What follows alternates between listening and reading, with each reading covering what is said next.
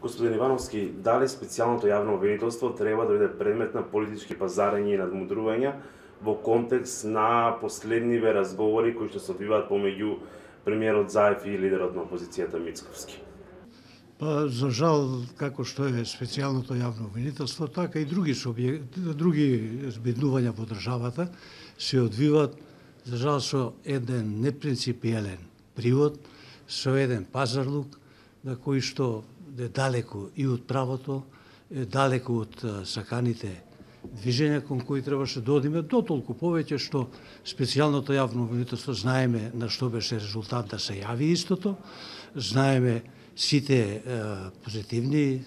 искуства што до сега ги резултати покажа, меѓутоа како што се одвиваше понатаму времето, се повеќе и повеќе како да ја губеше веќе правичната своја енергија, а од друга страна, за жал, и позицијата, и опозицијата, тешко снаоѓајќи се, менежирајќи го тај проблем, па пристапија кон еден пазарлук. Што мислите, дали бомбите повеќе не треба да бидат дел од истрагите на специјалното јавно обвинителство? Бомбите треба да бидат во раците на институциите кои се задолжени и кои се за да се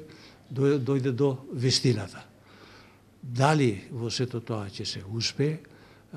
дали тие и се разбира, тие не треба да бидат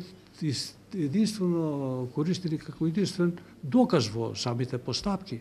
но покрај тоа што не може да бидат индиција, уште повеќе, тие веќе во делот каде што не се гази во човековите права, туку напротив, кај што се штити јавниот интерес, а тоа е впрочем и праксата на Европскиот суд, тие требите како да се користат во работењето и во постапувањето. И за крај, што мислите за најавите за можна аболиција од страна на председателот Иванов за настаните од 27 април? Председателот нема никакви ингеренции, веќе ни морални, ни правни, ни никакви властувања да оди со аболиција, со мерка за аболиција. Господин Ивановски, благодарам за разговорот за Гласот на Америка.